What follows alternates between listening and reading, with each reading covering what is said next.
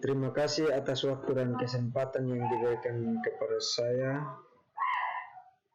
Saya mahasiswa Teknik Mesin Universitas Nusa Cendana, jurusan Teknik Mesin.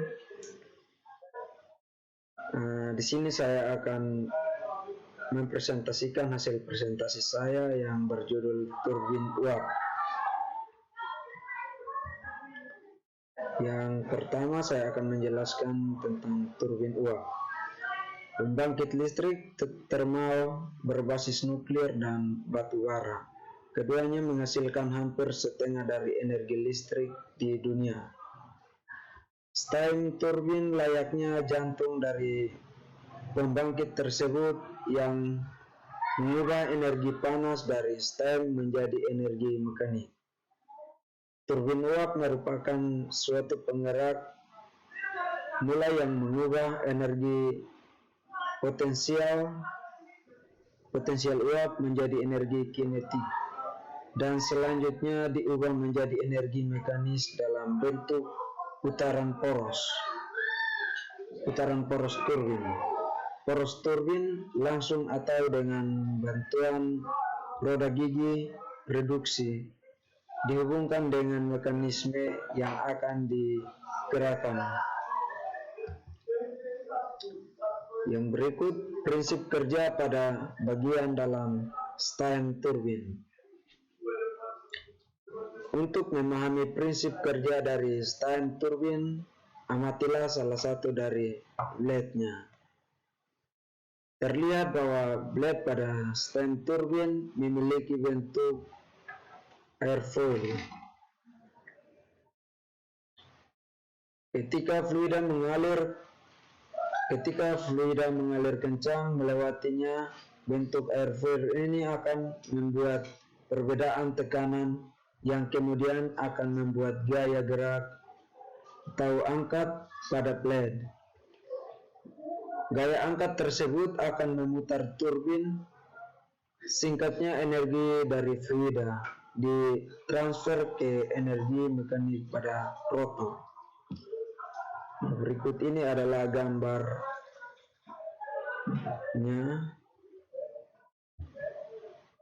Untuk memahami prinsip kerja dari steam turbin ini, terlebih dahulu pahami sifat dari fluida dengan benar.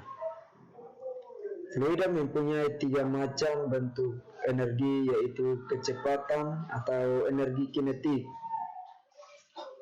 pressure, dan temperatur. Karena blade menerima energi dari fluida, ketiga energi tersebut menurun.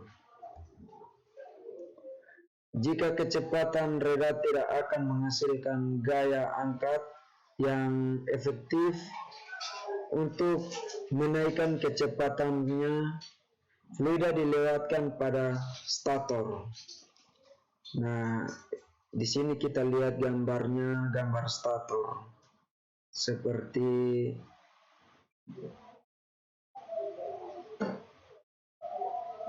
ini gambarnya.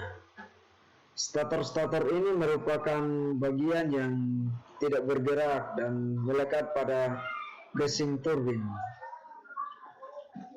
Terlihat bahwa bagian aliran atau flow area mengecil sepanjang stator dan kecepatan pun akan meningkat. Singkatnya, stator bertindak seperti nozzle. Karena energi kinetik, kecepatan jet meningkat pada stator. Energi kinetik pun meningkat selama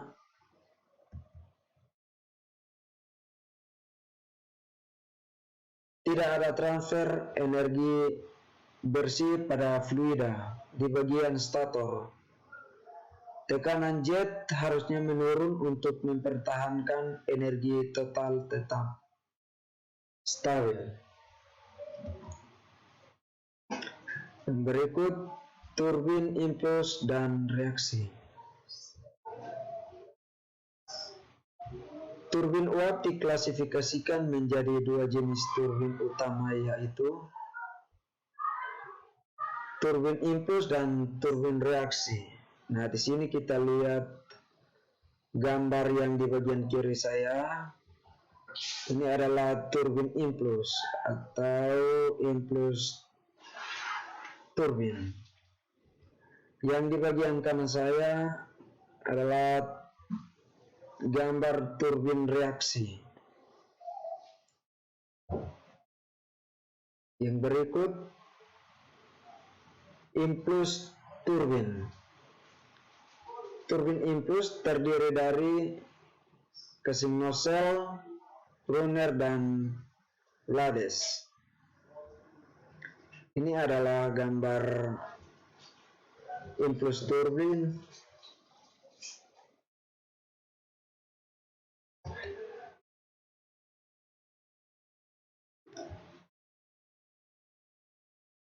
Nozzle berfungsi untuk mengalirkan dan memandu stem dengan kecepatan yang sesuai dengan kecepatan alirannya. Uap bertekanan tinggi keluar melalui nozzle. Uap sepenuhnya diubah menjadi energi kinetik. Di sini kecepatan uap sepenuhnya mengalir dengan kecepatan tinggi melalui nozzle. Ini disebut jet. Jika kecepatan tinggi dibelokkan ke bilah turbin dan membuat bilah turbin berputar, poros pada turbin juga terhubung dengan generator sehingga generator berputar dan menghasilkan listrik.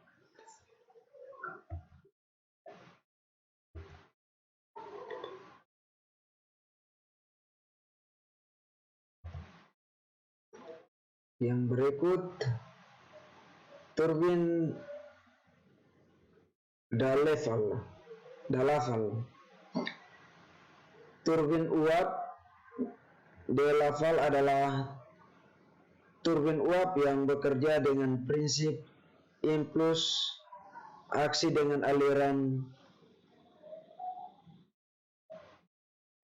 aksi suatu tingkat tekanan dan satu tingkat kecepatan. Turbin uap ini memiliki satu susunan sudu gerak sehingga seluruh dropping energi atau energi jatuh potensial uap akan dikonversikan oleh sudu-sudu gerak. Putaran yang dihasilkan turbin uap ini sangat besar dan daya yang dihasilkan maksimum 1,500 kW, sehingga turbin ini biasanya digunakan untuk kapasitas generator yang kecil.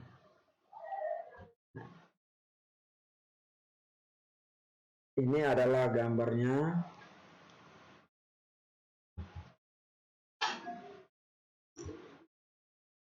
Yang berikut keuntungan dan kerugian turbin D'Laval.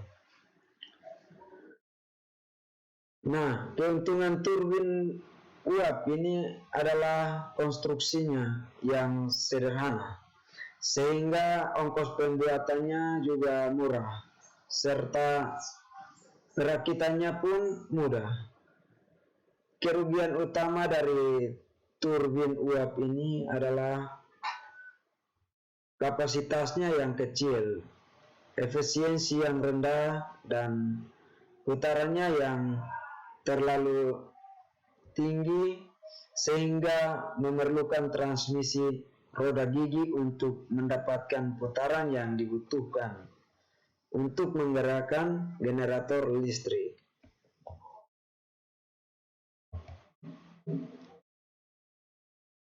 Yang berikut turbin uap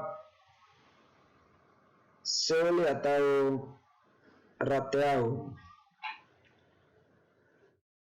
Turbin uap Seoli atau Rateau bekerja dengan prinsip impuls aksi dengan sistem tekanan bertingkat. tekanan uap turbin secara bertahap di dalam baris sudut tetap saja. Sedangkan di dalam baris sudut gerak tidak terjadi penurunan tekanan. Daya yang dihasilkan adalah daya yang besar pada putaran rendah, sehingga turbin uap ini cocok dipakai sebagai penggerak daya generator yang besar.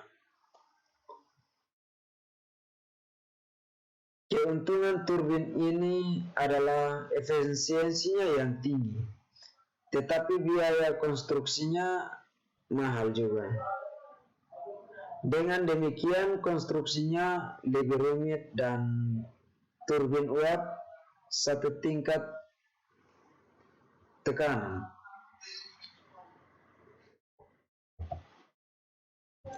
Berikut ini adalah gambar-gambar turbin Rateau.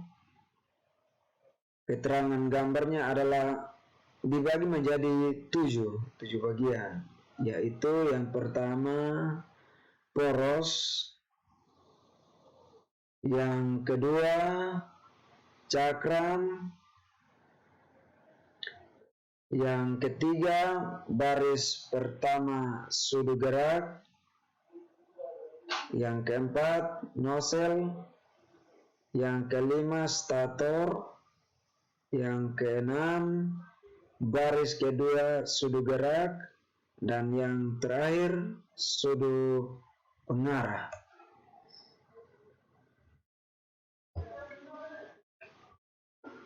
Yang berikut turbin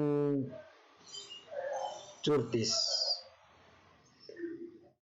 Turbin uap Curtis adalah turbin uap yang bekerja dengan prinsip impuls.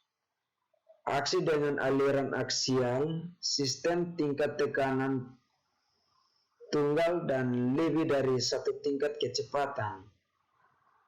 Turbin uap ini memiliki putaran yang lebih rendah dari turbin uap de Laval, dan daya yang dihasilkan dapat dicapai 4000 kW, sehingga turbin uap ini dapat dipakai untuk kapasitas generator yang sedang. Dalam turbin uap Curtis ini, uap hanya diekspresikan pada nozzle atau sudut tetap yang pertama, dan selanjutnya tekanan konstan, sedangkan dalam baris sudut gerak tidak terjadi ekspansi. Meskipun demikian, dalam kenyataannya penurunan tekanan yang kecil di dalam sudut gerak tidak dapat dihindarkan berhubung dengan adanya gesekan, aliran turbulen, dan kerugian lainnya.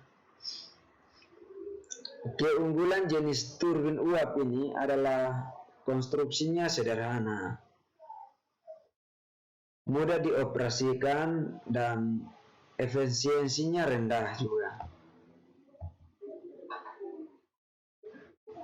Turbin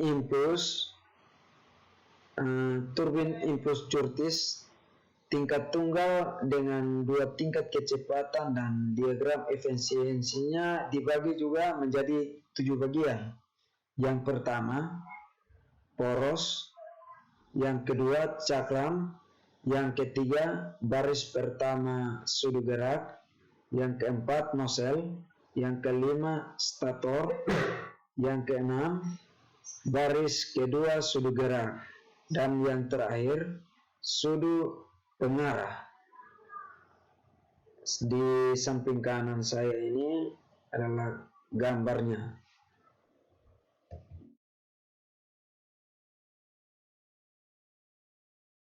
Sekian dan terima kasih. Mungkin hanya ini yang dapat saya sampaikan. Jika ada kata yang tidak berkenan, mohon di komen.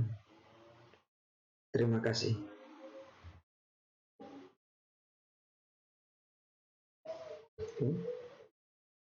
14 menit 54